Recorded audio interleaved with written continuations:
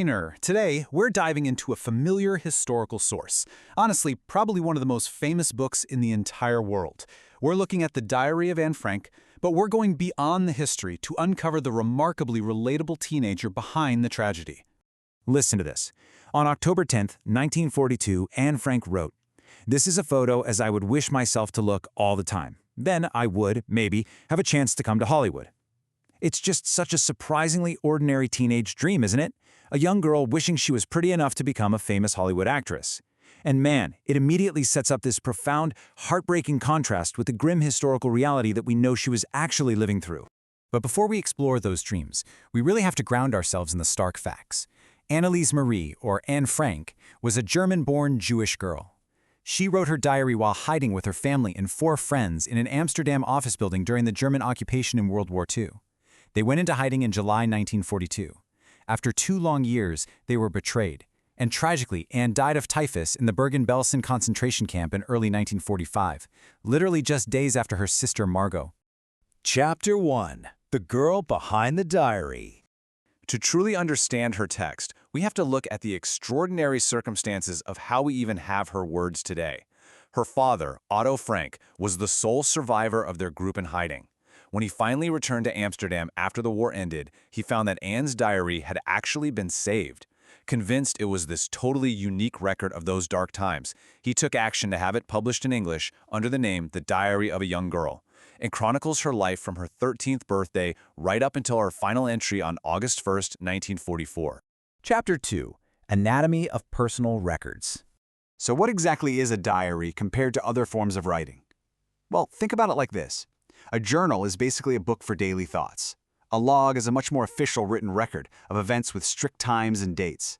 A memoir chronicles life experiences, usually for someone famous who's looking back. But a diary? A diary is a deeply personal space. It's where you write down intimate thoughts, feelings, and those raw life experiences. It is completely intimate.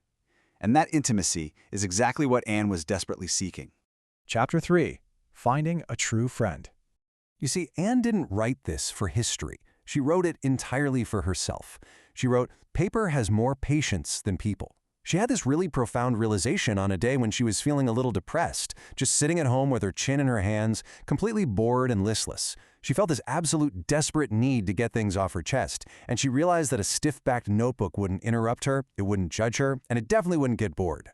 Now, on paper, her life actually looked incredibly full. She had loving parents, a 16-year-old sister, about 30 friends, loving aunts, a good home. I mean, on the surface, she seems to have everything, right? But there is a massive paradox here. Even though she was surrounded by people and love, she felt completely isolated. She couldn't bring herself to talk about anything beyond ordinary, everyday things. She lacked that one true, confiding friend. And because she didn't want to just jot down dry facts like most people would, she decided to personify the diary itself. She actually enhanced the image of this long-awaited friend in her imagination by giving it a name. She called her diary Kitty, and doing this completely transforms her writing from a simple log into a deeply personal, ongoing conversation. Chapter 4. A Brief Family Timeline.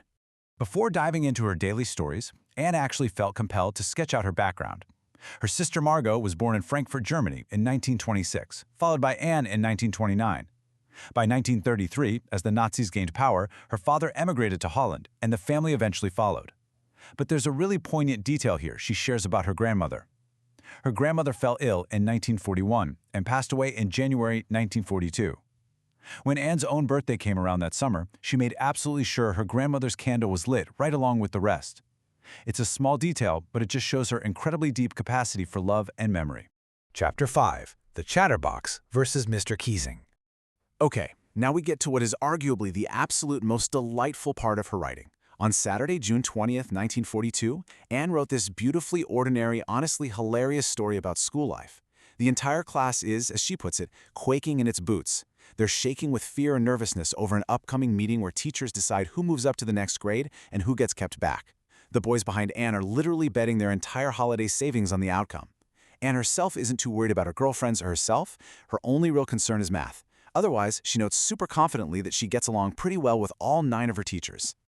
Well, Anne got along with almost everyone, except Mr. Keesing. He was the math teacher, an old fogey, as Anne called him. And he was constantly annoyed with her. Why? Simply because she would not stop chatting during his lessons.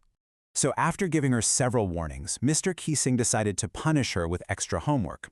He assigned her an essay with the highly specific title, A Chatterbox. She wrote it, but she kept talking in the next lessons, so he assigned a second essay, an incorrigible chatterbox, meaning, someone who cannot be corrected.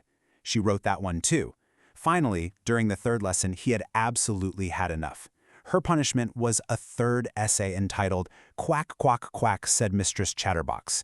The entire class roared with laughter, and Anne just had to laugh too. But Anne didn't just passively accept the punishment. She fought back with pure wit.